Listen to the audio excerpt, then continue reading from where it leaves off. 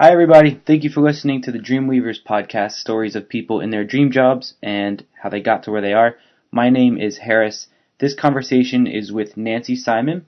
Nancy is a fashion designer based here in Portland, Oregon, and a personal friend of mine. She and I met here, and I've always wanted to interview her and get her life story because she's just a fascinating human being. Now, in this introduction, unlike my other ones, I'm not going to gloat about how much I love Nancy and all the different things I learned in this conversation because I'd rather you discover that for yourself and go in a little less biased than with me sort of plugging your head with how I felt the conversation went. So I will do a little outro. I'll give a few takeaways and hope to continue this conversation with you, the listener, in another way. Maybe if you want to reach out to me online, do whatever you want to do.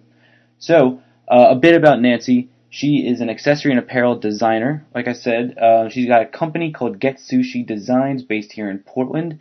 She works with national and international clients, and she does stuff like prototyping, patterns, samples. She works mostly with women's design, and one of her cool projects, that was more relevant for me, was she designed socks for Bonnaroo. I think it was about 5 years back. I have to double check that. But they're neat little socks. I guess socks are now like a big thing. People are more into them as just stuff that separates your foot from your shoe. So she made some cool stuff there. Anyway, in our conversation, the whole thing lasted an hour and 10 minutes, and the first 30 I decided to cut out. We went over her background, and then we got really off topic, which for me and Nancy isn't very hard, but I realize is not relevant for this podcast, so I cut it. I will give you a short 30-second wrap of what information you might need for the rest of the conversation. That being, I asked her when she discovered fashion or, when she knew she liked it, and she said as a kid, she was 12. That was the age she gave me. She was at her grandmother's house, and her grandma has a junk room, which I guess, grandparents have. They collect a lot of stuff. And Nancy, she saw some dresses in there that she became really fascinated with. And her grandma had some sewing equipment, and she saw that, hey, I'm able to make this dress, and I'm able to make other dresses, and I'm able to see what people are wearing and replicate that and put my own touch on it. So throughout the years, she was doing that in various ways. She said she'd go to, high school dances and she'd make her own stuff. She didn't have a lot of money growing up, so she'd make her own, imitation boots, which I thought was really cute.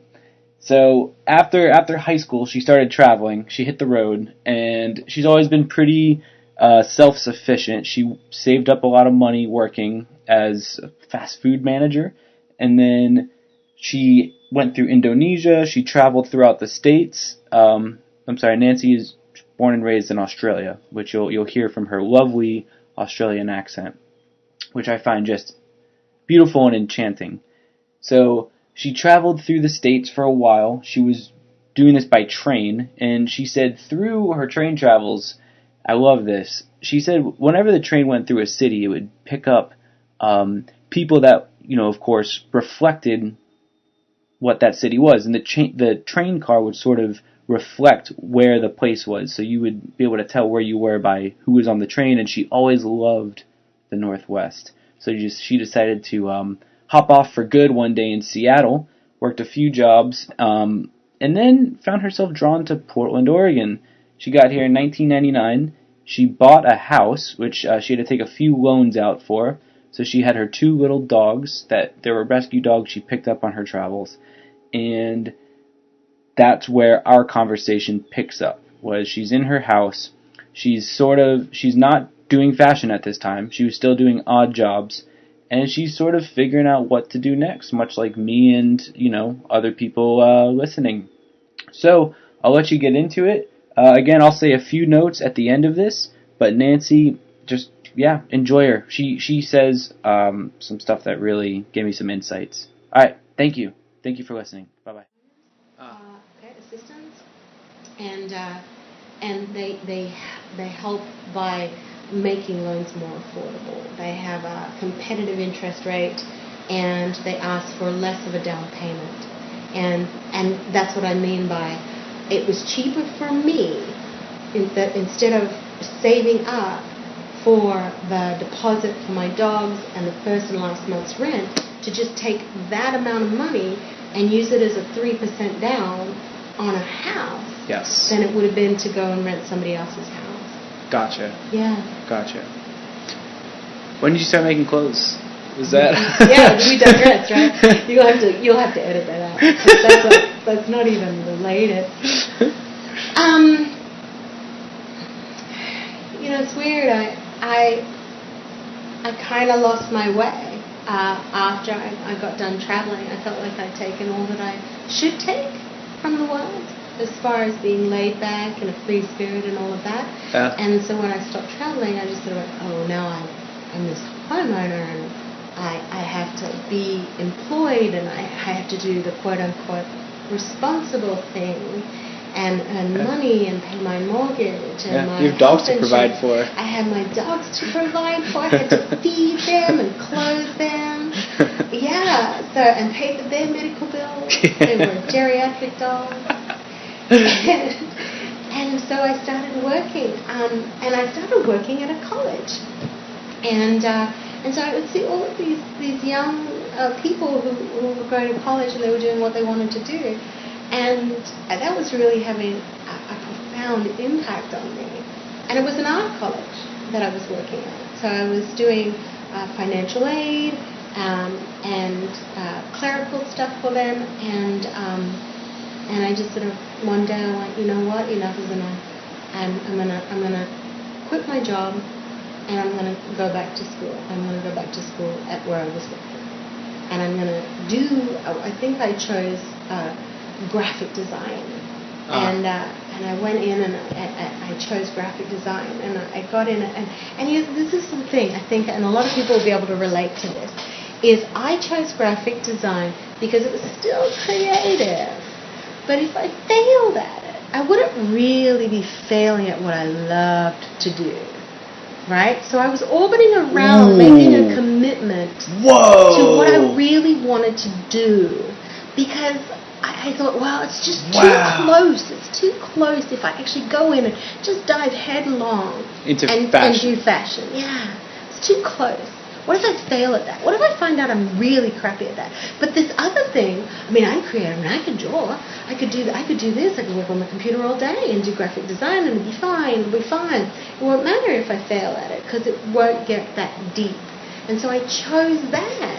Fuck. Yeah. Just blew my mind. Again, there you go. Yeah. Well, I'm having personal insights, so keep going. Well, I just don't think that is an unusual thing. I think a lot of people select jobs that teach them lessons or defer their life.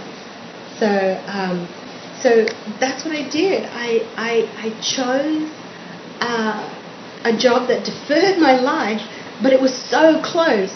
I was actually there watching other people. I was helping other people go to college, go to art school. Yeah. And then when I went, okay, screw it, I'm gonna be brave. I wasn't really being brave. I was still deferring. I was still waiting. And I was somebody who traveled the world. You said you were going to jump in, but you jumped in and kept one hand still on the edge of the wall. Yeah. So my advice to anybody is just do it. And I know there's a huge conversation in this country about debt. But the truth of the matter is, money is like the tide. It comes and it goes. And while you have to be sensible about the kinds of debt that you are going to take on, education is one of those debts, just like if you were to take on debt for your health, is one of those debts that you should be willing to take on that debt. I took on far more debt with my house than I ever did with my education. And I grew up not in a wealthy environment. My parents were not wealthy. Their parents were not wealthy. And I knew what hunger was. And so I was scared of debt. I had been taught to be very frightened of debt. And I didn't understand debt. It was an unknown quantity for me. And I was told from a very early age, you pay for everything for cash. And the idea that it was an investment in myself was an alien concept, because I'd never invested in anything. Not fully aware of investing in myself. I have to ask the elephant in the room. Mm-hmm. Did you pay back the college debt? Or get over the debt? Yeah. Oh, yeah, absolutely. Okay. But And did okay, that... So, but to be full disclosure. Yeah. A couple of the classes I did get for free while I was working for them, because I could. It was extraordinarily challenging, but I did it. Yeah. And then I became very aware that it was going to take a really long time to do it that way. So that's when I decided I'm going to let this job go and I'm just going to start paying. Well, the job that I was doing prior was in federal financial aid. So I had, and this wasn't intentional, it's just one of those weird kismety things where I was filling out and helping other people fill out the FAFSA form, the federal aid form. Yeah. Free application for financial student aid. And so I understood what constituted eligibility, what the Pell Grant was, what state grants were, what the subsidized loan was, what the unsubsidized loan was, and I understood all of those things. And so I had a leg up, I think, more than most other students would have. Just because you had an understanding. Because I had an understanding of how the federal student aid system worked. Yeah. Anyone could learn that, right? It's a bureaucracy, but yes, absolutely. Anybody can learn how to do that. It is free application for federal student aid. And anybody can apply for it and see if they're eligible. But I want to go back to the deferring, because you did, you made a decision to go to school. I did. It was very frightening. But you chose something that you were still sort of safe doing, like by doing graphic. Really to me, yeah. Yep. You're kind of keeping everything at arm's length by doing that. So what happens? Because you're no longer doing graphic design, you're now in fashion. So. Well, I realized if I'm going to spend money on my education, that I really should do what I like to do. But even then, look, this is so much of what a chicken shit I am. Even then, when I decided, okay, I'm gonna do fashion. Screw this. I'm gonna do this now. I've gone around and sort of selected all of these other things, but I still selected accessory design. So I still didn't actually select making clothes. I went, I'm going to make handbags. Gosh darn it, I'm going to make handbags because that's what I really want to do. So even when I did get around to finally saying, no, this is what I want to do, I kind of still deferred a little. Gotcha. Yeah. And you know what? I say that. And it took up a lot of my time that could have been better spent doing what it is that I really wanted to do. This whole, it's going to cost me money and I'm going to get into debt, and maybe if I did this other thing, I'll have greater success monetarily, so I'll do the more sensible thing. That took up a lot of my time. If I'd have just gone when I could have just started, I would have been finished so much sooner, and I would have been in the industry so much quicker. And that's what I recommend to anybody. Be sensible about where you choose to go. Be realistic about how much you're willing to take on as far as debt. Do the research on how much you can actually earn when you graduate, and what your potential is for that. And take full responsibility for how much you're going to put into your career path, your education. A lot of people who were in my class kind of just sort of sat there and acted like they were just empty vessels and were waiting for their faculty and professors to pour information into them. It was a very passive engagement for them. And I guess maybe that's why I waited, or the universe kind of had me wait, not to be all that metaphysical, but so that by the time I got there, I really understood its value. I really understood when a professor was talking that this was my opportunity to maximize their wisdom. It wasn't a time for me to go and eat my lunch, go take a break, maybe have another cigarette. Yeah. You know, I wasn't in that. That wasn't off time. Mode. Yeah. Yeah, I just wasn't, and I'd gone through the process, I guess, of dealing with the fear. Fear of? Fear of success, fear of failure. So how'd you deal with that? You said you went through the process. Yeah, I think I did. I think I went through the process by doing things early on, buying my house, traveling the world, owning dogs. Yeah. I'd gone through that whole thing, having a job. I just didn't turn me on, finding out firsthand what it was like to have that quote-unquote responsible job, and that it wasn't feeding my soul. So that helps you override reservations and fear, right? Here's what I'm seeing. You have the fear. You start doing these things all around it, right? Mm-hmm. And as you're doing these things, you're finding out slowly that it's not. Yeah. It's not for you. Yeah. And all the while, it's like, I'm fascinated by when something's planted in you. Like the feeling was there with you that you wanted to go into fashion. Yeah, it was planted. It was always with really you. Early And that on. shit doesn't go away. Like it's. For some people it does, but for me it never, I'd say for those who listen. It was a very small flame. It was almost like a birthday candle. It wasn't like it was a blowtorch. And it just was there. It was just the pilot light was always. And so on. everything you did after that, the light, the desire was there. It was always there. Yeah, I mean, I kind of always knew what the fashion colors were going to be.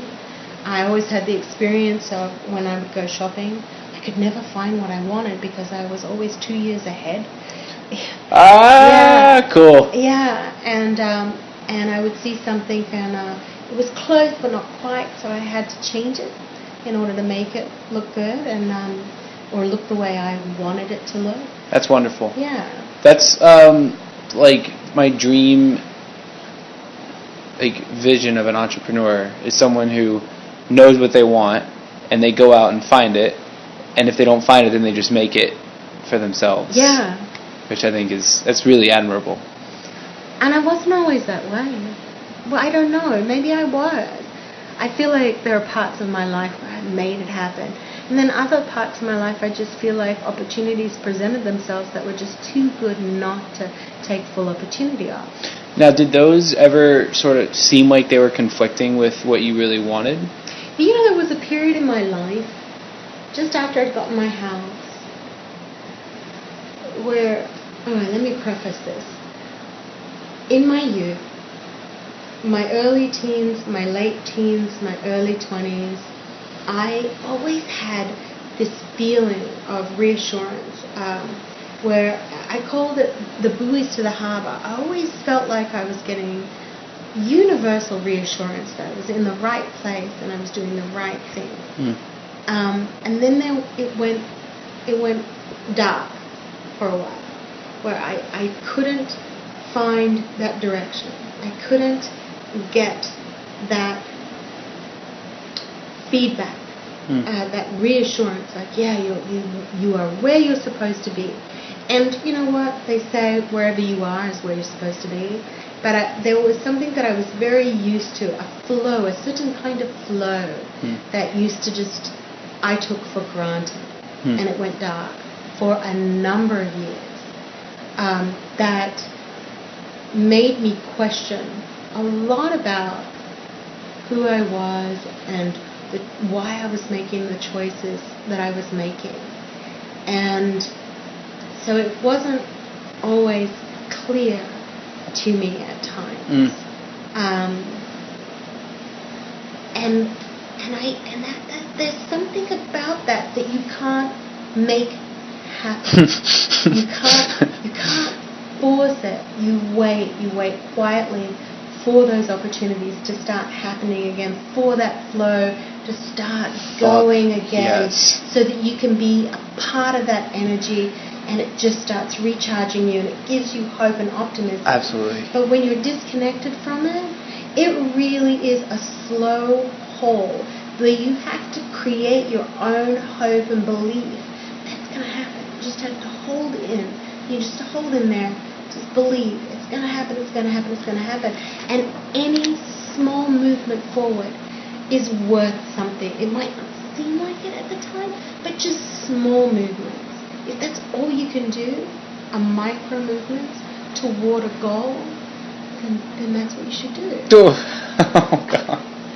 Right? Because if you wait and wait for the big things to happen, which is what I was so used to for a really long time, you go into that mode where you feel like nothing's going on at all. And then I would even say that even when I felt like nothing was going on, there was so much in hindsight that was going on. So much in hindsight that was going on and preparing me for it. For instance, the job with the financial aid, the getting the position at a creative college. I'm about to start crying. Noticing people, helping people, facilitating other people, education in the creative arts. Those things, while they made me feel very disconnected and at times despondent, they helped me so much when it came to it. But like I said, I was one of those hard students. I had a lot of resistance, so it had to be what it had to be.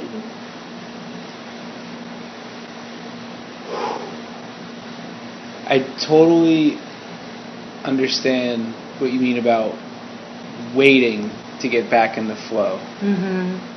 Because it's not like when you're in it, and you start thinking you're in it, you're out of it. Yeah. And you try to like quote unquote keep it going, then you're back to manipulating or trying to control it. And I've found myself when I get this feeling in me where I feel like I'm forcing something, and this could be socially, professionally, or what else is there? Spiritually, where something just doesn't feel right. Sure, yeah. And I'm like, I don't know what it is exactly. Like I don't know what exactly my next step is. Somebody told me that was like a very common thing where it's called imposter syndrome, where you feel like somehow, if you go and do something that you're not quite fully schooled in, really proficient at, that you feel that you don't have a right to be there, and that somehow you're going to be found out. Oh, yeah. At some point you're going to be found out. 100%. Yeah. Well, that's always my question when people go into new fields, is like, when do you start saying that I'm this?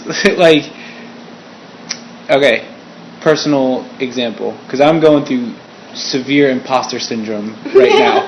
We all do. Right, like I want this writing career to kick off. Sure. And in the meantime, like, I've done personal writing and I've done a few projects, so it's like I know it's something that I like, and time and again I might hear something's good that I've done. So then I go to like these networking events and people ask what I do, and I'm like, I'm a writer, and something inside of me like cringes, because it's like, well, no, you're not. Gosh, it so reminds me of a friend I had in Australia. His name was Wolfgang. Yeah. Oh, it's a cool great name. Right? Yeah. He was a motorcycle instructor, and I met him well after I'd already started. But he was always surrounded by these young men who are getting ready to, or in the process of learning how to ride motorcycles. And he would say when we were in these social settings with all of these really young people, and he was probably about 10 years older than what I am now, and he would say, Nancy, you don't grow old. You just one day wake up and you are old. And I think it's the same with whatever career you do. You lean into it, and you go through all of that growing pain stuff, and there is an exploration and a sense of discovery and a trepidation and a truly faceted experience that goes along with it, that can be at times overshadowed by insecurity. I know this well. And at other times really brings a euphoric energy that is not tangible to your life. And it's a place where you feel yourself. But those are fleeting, I think. Most of the time, it's work. It's work. It's just a lot of work. And I know that we think of that as a 4-letter word. But it is. It's a lot of work. It's commitment and work. And the more that you commit to it, the better you'll get at it. And you can't be good at something. See, this is the other thing. I like to think that at 12 I was really great because I could figure out how to use my grandmother's sewing machine. But I don't have those singlets. They might have really sucked. You know, I might not have been as good as I thought I was. But I know now I am. 40 years later, right? I know now I'm good. Well, I'm better than I was at 12. Yeah. And I know that I'm better than I was at 30. And I know that I'll be better at 60 than I am at 50. So it's all going to be, it's all just a matter of just putting in your time and knowing that you are going to get it out of it. Truly, you're going to get out of it what you put into it. And then measure that output not by money. Don't do that. Money is truly like the tide. It does come and it does go. And success is not necessarily about money. Success is about how well you're doing something, how well you feel about something. And I know that sounds really like, oh, so airy. No, it doesn't. But it's true. It really doesn't. Yeah, so... It doesn't feel like it's airy. Yeah, and sometimes you have to do another job in order to help with your creation, your creativity. I certainly did. For a while. I did both. I really like how you said that it's still work. And it did. Work, a lot of work. And another one of my podcasts, people in their dream jobs, it's like this man, he was in work that he loved, but he said it's work. Yeah, it's work. But he likes it. It's like, but it's not always pixie dust and butterfly and wonderful feelings. There's still long hours and there's still tasks and it's not all that. But you're saying that there are those moments of those harmonious moments where you're pulling something out of yourself or you're doing something that is right. Yeah, and then it's stilling the inside voice that maybe needs to practice a little bit more self-compassion and showing up for yourself, gently. I think it's important for people and myself. Oh, when I say people, I mean myself. Okay, people. That just because something doesn't always feel flowery, because I get put off really easily. Right, so I'll start something that I really enjoy, and then some of it, one day it might get a little mundane for me, and I'll be like, well, that wasn't it. That wasn't the thing I was supposed to be doing. And it'll put me off when I know that that's just sort of part of it. Mm-hmm. That's what I'm hearing from you. That's why I want myself and other people to hear that. Yeah. That it's work. It is work. We could all have amazing bodies. We could all be like total superstar athletes, right? If we put in the work. But work is work. And that's why not all of us have great bodies. Some of us are Nigella. You know, we like to eat. I know Nigella, yeah. Yeah. We like to eat. We're not going to do the working out and stuff. And that's okay for certain parts of your life. Absolutely do that. Be that, you know. Be a Nigella Lawson and enjoy wholeheartedly in those areas where you don't want to have to do the work. But if you want to be good at something, then you have to show up for yourself. You have to put in the time. You have to work. And it's not always fun. And it might not even seem like at the time that's even worth it. You question yourself a lot. Like, why am I doing this? Like I said, it went dark for a while there. I really went quiet, and I was like, why am I doing this? Why don't I just sell up and I can go back to Australia?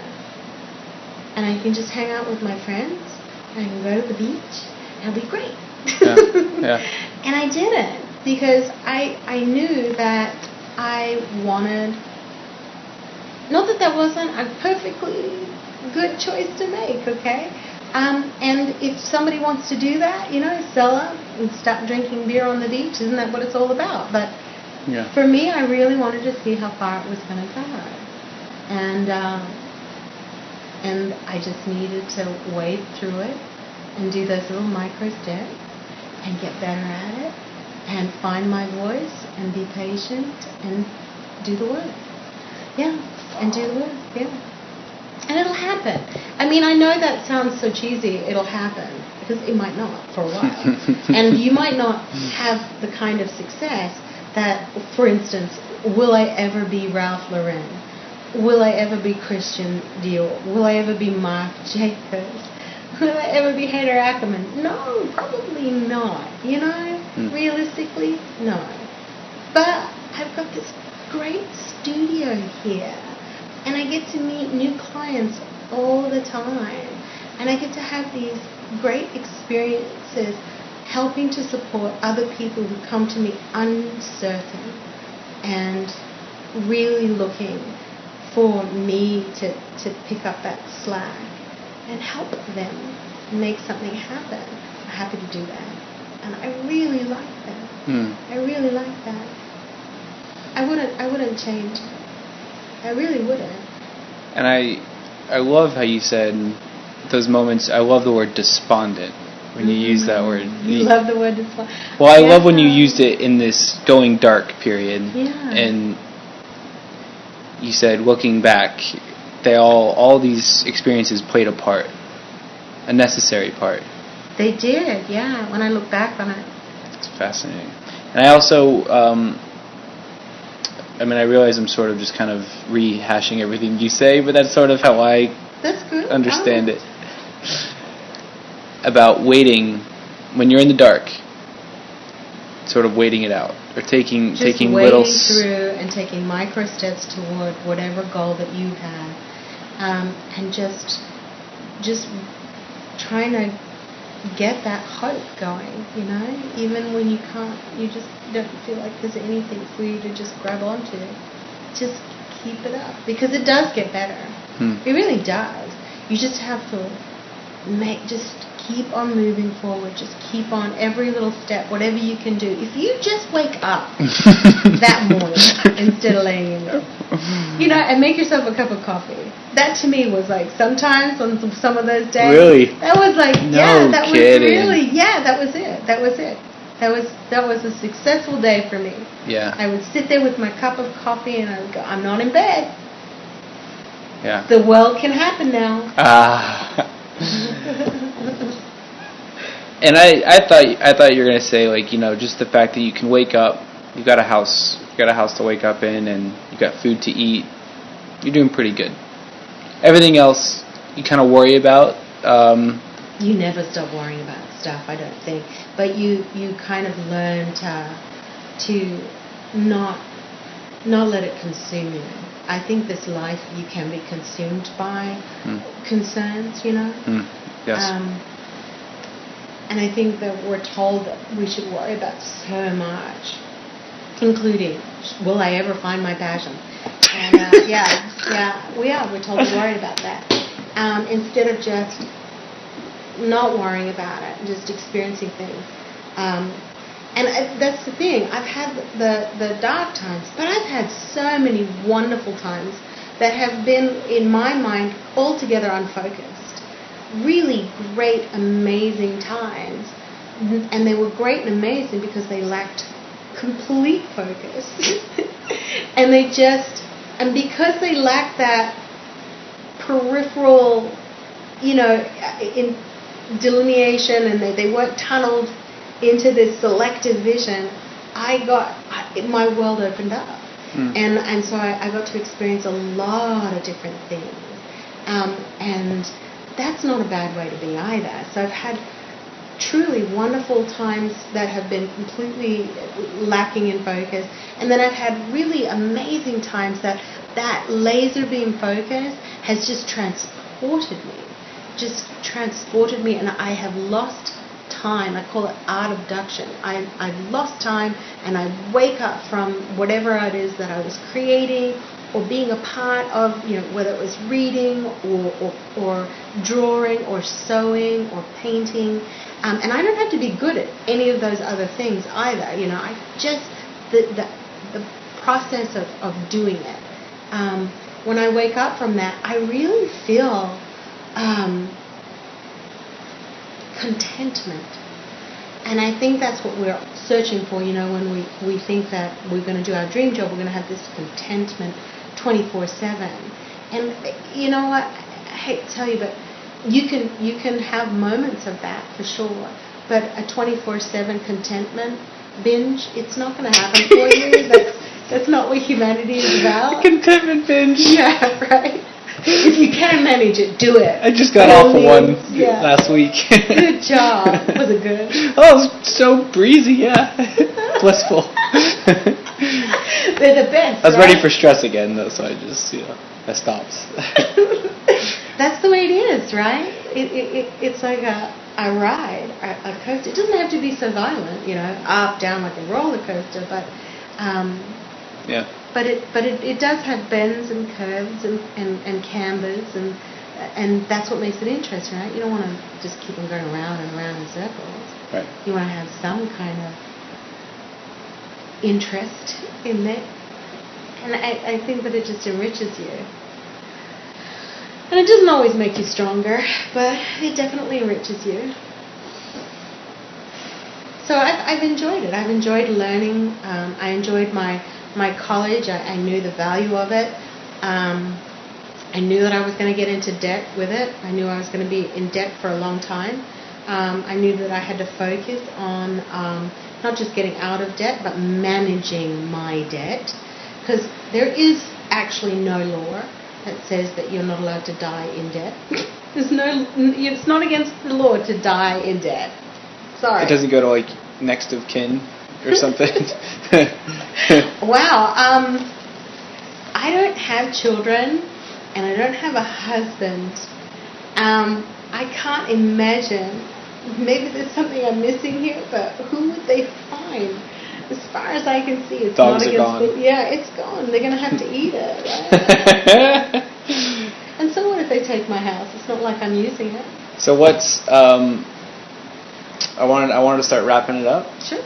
What's the what do you say to someone who knows what they want, knows what they want to do, and maybe they're dancing around it, kind of like what you did with the graphic design? Well, okay. So you're saying that there's people out there that know for sure what it is that they want to do, and they're dancing around it. Well, you need to ask yourself why. Is it because you're scared of success or scared of failure? They're two of the same things, really, right? Yes. Because both are very frightening, equally as frightening. And my advice is failure is a part of living, and failure is a component of succeeding. You cannot have success without failures. Ask anybody. Ask anybody who's successful as well. If they've ever failed, and they'll tell you yes. the trick is you just got to keep on moving forward and knowing that that is just simply part of the experience on your journey to becoming successful. And just know that if you know in your heart of hearts and you're putting in the work that this is what you want to do, that this is truly your life's calling, then go for it. And then if it's something that you just really want to do, it's not a spiritual thing, it's just something that you really want to do, put in the work. Put in the work. Because you're going to have to work twice as hard doing something you don't like as you are doing something that you really enjoy. Just know that. So it's really figuring out how you want to invest your time and energy. You want to spend it 2/3 of your life drudging through something that takes up a lot of your time and energy, or doing something that really you like. It's an even exchange, you know? Yeah.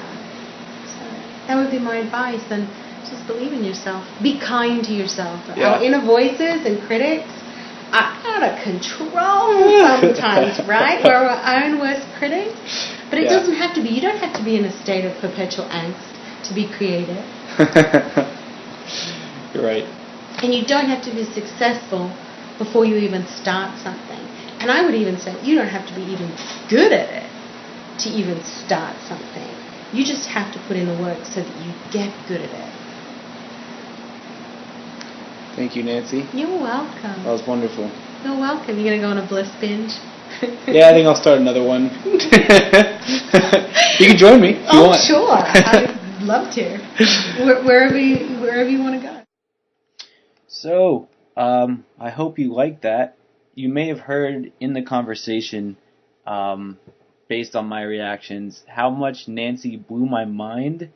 This was a wonderful conversation for me because I thought I was going to get some interesting information, hear some cool life stories, because I knew Nancy did a lot of traveling, and exciting traveling too. But she said stuff that spoke directly to where I am right now in my life and things that I really think could help people in their mindset. The most notable thing was when she said things seemed really still at the time and really uneventful. Specifically when she was working at the college and she was helping people get scholarships and funding for their studies. And she said, looking back, it was all happening. There was so much that was happening, and it was all very important. And other people have spoken to this in their podcast conversations, but this Nancy just said it explicitly, and I feel the same way. I'm sort of I feel like I was in this sort of transitory period, and sometimes it feels like there's nothing happening. I'm like, what am I doing with my life? I feel like I'm stuck in the mud, and you take a second and you're like, well, first of all, I'm all good. I've got everything I need right now in terms of like survival and necessary needs. I've got family and friends. But on the other hand, really look at where I am. That's what I did when I heard this. And I'm like, there's actually a lot of stuff happening. And it's pretty damn good to pay attention because this stuff might help me down the road. So that was my main takeaway. A few other things in there I really liked, but that was the one I really wanted to comment on. And now, if you want to reach out to Nancy, if maybe you have questions about her or her business, she has a personal website, nancylsimon.com. And this, by the time you're listening, right now this will be on SoundCloud. Soon it'll be on my website, dreamweavers.co. That'll also have resources for people trying to find their dream jobs. I'm going to be putting up blog posts and stories of people in pursuit of this job.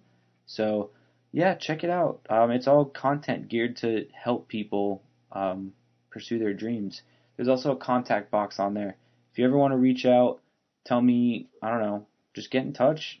Comments about the show, how it can improve, or if you want to get involved, if you want to volunteer yourself for the show, or you know someone, or you have a story, you're like, hey, I don't know, I like it. Here's why. That would make my day. That'd be really wonderful. So, I hope you enjoyed this conversation, and until next time. Bye-bye.